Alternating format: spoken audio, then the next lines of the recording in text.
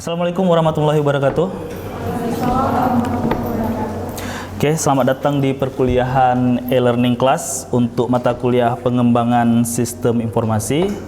Materi hari ini kita akan membahas tentang faktor-faktor yang mempengaruhi pengembangan dari suatu sistem informasi. Jadi, pada pertemuan-pertemuan yang lalu kita udah membahas tentang bagaimana sih pengembangan sistem informasi, mulai dari SOP-nya, tata caranya, ya, sampai fokus dan alasan kenapa sistem itu harus dikembangkan gitu. Nah, pada pertemuan hari ini kita akan membahas sedikit tentang faktor-faktor yang menghambat, ya, atau yang menghalangi apabila kita ingin melakukan pengembangan suatu sistem. Atau biasa faktor ini dialami oleh para pengembang sistem, ya, para develop pada umumnya gitu.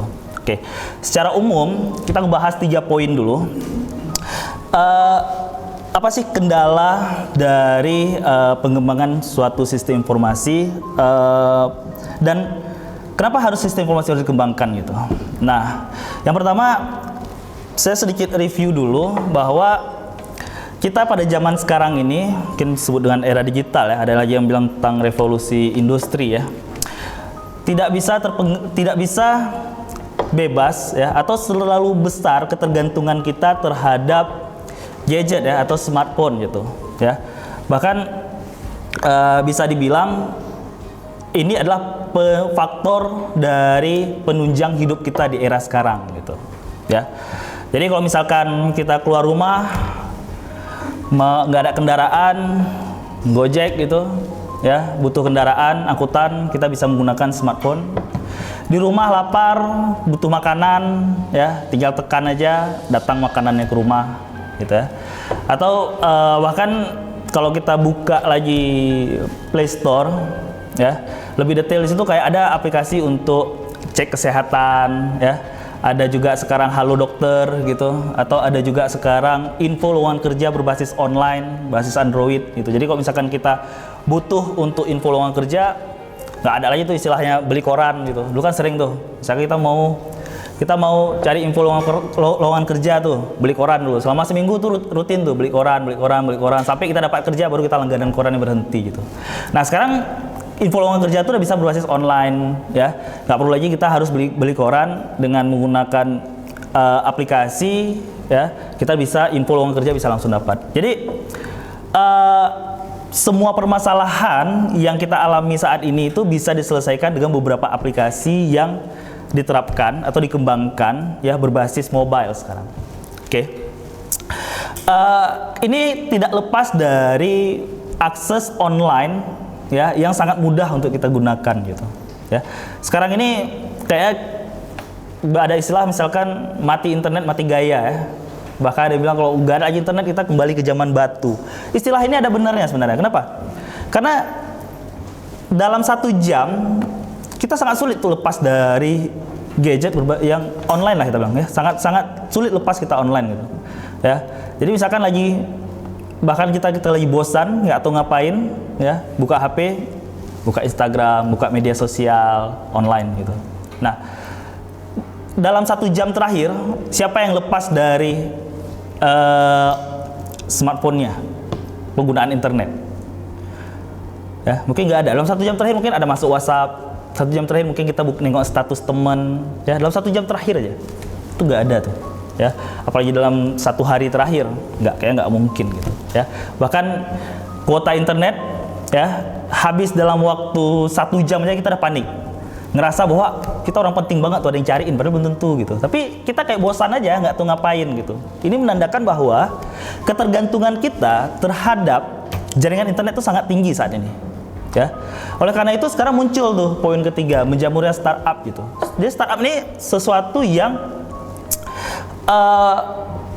menjadi solusi tuh untuk semua permasalahan. Startup selalu muncul dari permasalahan gitu, ya.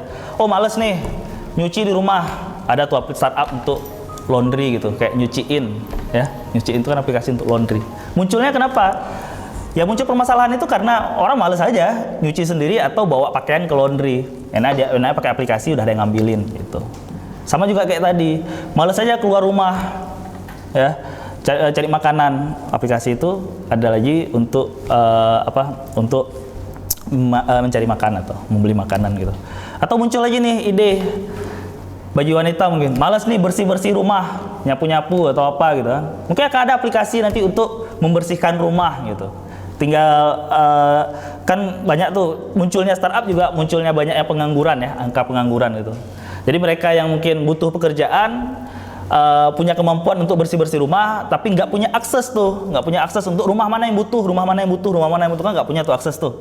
Nah mereka butuh aplikasi itu. Dengan ada aplikasi itu, kita butuh orang untuk membersihkan rumah kita dan orang butuh pekerjaan itu. Ya, jadi ya simbiosis mutualisme sebenarnya dari penerapan teknologi ini. Nah, munculnya startup itu karena tadi ya munculnya masalah-masalah ya yang bisa menjadi lowongan pekerjaan untuk orang lain. Ya, jadi kayak Gojek semua itu muncul dari kegelisahan dari permasalahan yang umum sekali kita alami gitu. Nah, tapi di samping itu mengembangkan suatu sistem, mengembangkan suatu aplikasi, nggak ujuk-ujuk atau nggak tiba-tiba muncul dari kegelisahan tadi aja, dari permasalahan tadi aja, gitu. Banyak faktor-faktor yang justru menghambat, ya, ketika kita ingin mengembangkan suatu sistem, gitu. Mungkin kalian akan ngalami nanti, ya. Memang sih kadang-kadang kita dapat ide nih, Pak bisa nggak kalau kita buat ini, muncul idenya, ya, dengan alasan bahwa orang butuh, orang perlu, ya, orang malas tuh untuk keluar rumah. Ya, kita buat aplikasi ini. Tapi ketika kita mengembangkan suatu aplikasi, kita mengembangkan suatu sistem informasi, kita mengembangkan suatu software, ya, ada lebih banyak faktor ya yang menghambat untuk lakukan pengembangan itu dibandingkan dengan hanya sekedar ada permasalahan muncul, gitu. Ya, mungkin ya saya sering kaitkan ketika kita menulis karya tulis ilmiah ya buat skripsi gitu kan sering saya kaitkan. Kenapa? Karena kita akan sekalian sebagai mahasiswa akan membuat itu nanti ya. Banyak mahasiswa ketika mencari judul ujuk-ujuk karena Pak ini belum ada loh di kantor A, kita akan buat itu. Nah, enggak sekedar kantor A enggak punya maka kita akan buat ya. Fokusnya bukan ke sana, fokusnya adalah kantor A perlu enggak gitu. Oleh karena itu kita butuh melakukan riset lagi, kita butuh melakukan penelitian lagi, kita butuh kajian lagi, kita butuh data-data yang valid untuk endingnya adalah aplikasi ini perlu, aplikasi ini penting. Gitu. Oke, saya membagi ke sini dalam hal faktor dari menghambat tadi beberapa poin. Poin yang pertama itu yang dipengaruhi oleh bisnis internal. Oke, mungkin bisa baca sendiri. Ada 5 poin ya, bisnis internal. Bisnis internal ini adalah faktor yang menghambat itu adalah dari organisasi itu sendiri gitu. Kita asumsikan misalkan organisasi, perusahaan, ya. Oke, kita asumsikan bahwa organisasi atau perusahaan, ya.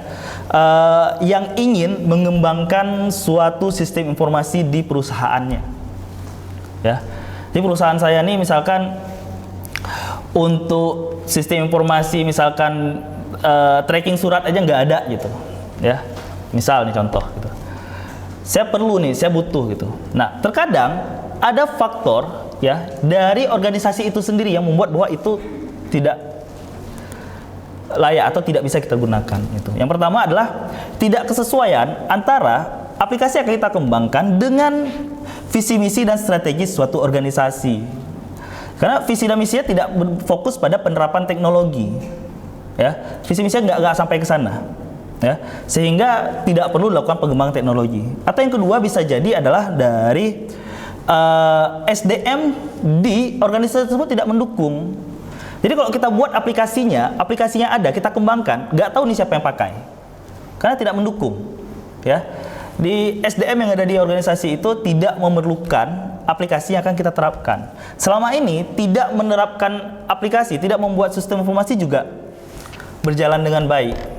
Ya, tetap tidak ada kendala, tetap tidak ada masalah. Apakah perlu kita lakukan pengembangan teknologi pada organisasi tersebut? Oleh karena itu, kita lihat lagi apa yang menjadi latar belakang organisasi tersebut. Ya, bisa jadi juga kekuatan, kelemahan, dan peluang organisasi serta tantangan di masa mendatang. Ya, di masa mendatang itu misalkan organisasi ini, ya, atau perusahaan ini tidak fokus pada penggunaan berbasis online. Misalkan mengubah semuanya menjadi berbasis Android, nggak perlu. Tapi dari sisi pengembangan teknologi, dari si user yang kamu makainya itu perlu. Nah, ini menjadi suatu masalah dalam hal pengembangan suatu sistem informasi. Oke. Mungkin ini dulu untuk pada sesi 1 akan saya jelaskan. Kita akan lanjut pada faktor eksternal berikutnya. Oke, jangan kemana-mana. Kita break sebentar.